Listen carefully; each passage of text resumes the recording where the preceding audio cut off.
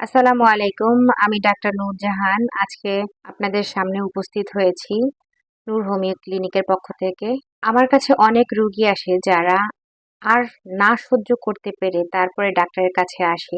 Piles এমন একটি রোগ যা প্রকাশ করার জন্য রোগী প্রথম দিকে খুবই লজ্জা বোধ করে, বা উদাসীনতাই হোক বা লজ্জার কারণে হোক। তাই আজ আমরা আলোচনা করব পাইলস নিয়ে। বায়ুপথে যা পায়খানা বা মলদ্বারের মুখে সাধারণত বদ্ধ অবস্থায় থাকে, আমাদের পায়খানার প্রেসার আসে তখন অটোমেটিক খুলে যায়। এই স্থানটির নাম অ্যানাল কুশন।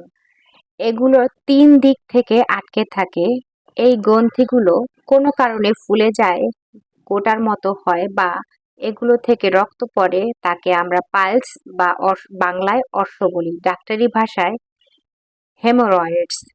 পাইলস সাধারণত ৩ ধরনের হয়ে থাকে: এক্সটার্নাল পাইলস বা বহিঃবলি, ইন্টারনাল পাইলস বা অন্তঃবলি, এবং মিক্সড পাইলস বাইরে বা ভিতরে উভয়ে হতে পারে। এর কারণসমূহ এখন আমরা আলোচনা করব। কোষ্ঠকাঠিন্যের ফলে মলত্যাগের সময় খুব চাপ দিয়ে মল ত্যাগ করলে, উত্তেজক, উগ্র স্টেরয়েড জাতীয় বা তীব্র রেচক জাতীয় ওষুধ দীর্ঘদিন খেতে থাকলে, বসে কাজ করলে, অতিরিক্ত মশলাযুক্ত খাবার খেলে, লিভার সিরোসিস জাতীয় কোনো রোগ হলে, খাবার ডাইজেস্ট সিস্টেমে কোনো অসুবিধা থাকলে, প্রোস্টেট গ্ল্যান্ড উপর যদি অতিরিক্ত চাপ দিয়ে মল ত্যাগ করলে, পূর্ণ গর্ভাবস্থায় জরায়ুর উপর চাপ এর কারণে, দীর্ঘদিন আমাশয়, পাতলা পায়খানা থাকলে, নানা কারণে ভেনের উপর, যার ফলে ভেনাস এনগোজমেন্ট সিস্টেম হতে পারে, বংশগত কারণেও হতে পারে। এর লক্ষণগুলো আমরা আলোচনা করে দেখি।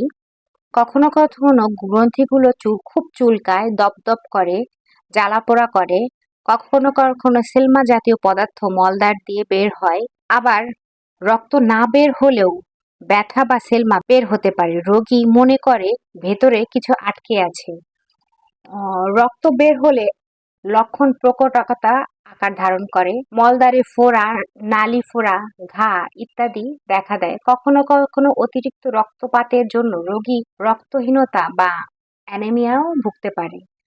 রোগ নির্ণয় কিভাবে করব? একটু ভালো করে লক্ষ্য করলেই বলিরেখাগুলো দেখা যায়।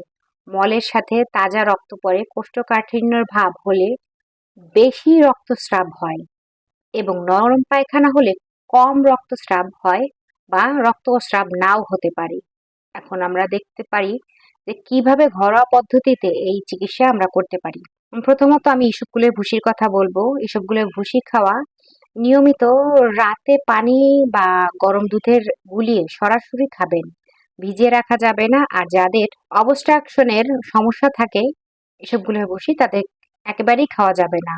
আর এসবগুলোর ভুসি সাধারণত ডাক্তারের পরামর্শই খাওয়াটা উত্তম। আর কন্টিনিউ অনেক দিন এসবগুলোর ভুসি খাওয়া যাবে না। ডাক্তারের পরামর্শ ছাড়া কোনো রকমের ওষুধ খাওয়া যাবে না। উষ্ণ গরম পানিতে পানি বড় একটা বোলের মধ্যে নিয়ে সেখানে ২০ থেকে ২৫ মিনিট বসে থাকতে পারেন, দিনে ২ থেকে ৩ বার।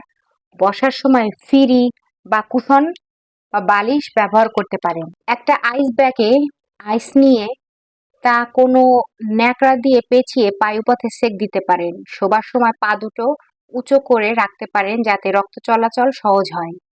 বায়ুপথ সবসময় পরিষ্কার পরিচ্ছন্ন রাখতে হবে। জোরে চাপ দিয়ে মলত্যাগ করাই যাবে না। দীর্ঘ সময় বাথরুমে বসে থাকা যাবে না। অনেকেই ডিভাইস, মোবাইল এগুলো ইউজ করেন, তা কখনোই করা যাবে না। পায়খানা এলে দ্রুত মলত্যাগ করতে হবে। প্রচুর পরিমাণে পানি পান করতে হবে, এবং খাদ্যে আঁশযুক্ত বা ফাইবার সমৃদ্ধ খাবার আপনি খাচ্ছেন কিনা সেটা নিশ্চিত করতে হবে। কায়িক পরিশ্রম বা হাঁটাহাঁটি প্রতিনিয়ত এটার অভ্যাস করে তুলতে হবে। আপনি যদি অবেসিটি বা স্থূলতা থাকে তা কমাতে হবে। এগুলো করার, এই ঘরোয়া পদ্ধতিগুলো করার পরে যদি দেখেন আপনার পালস বা অর্শ কমছে না, তাহলে অবশ্যই আমাদের পরবর্তী পদক্ষেপ ডাক্তারের পরামর্শ গ্রহণ করতে হবে।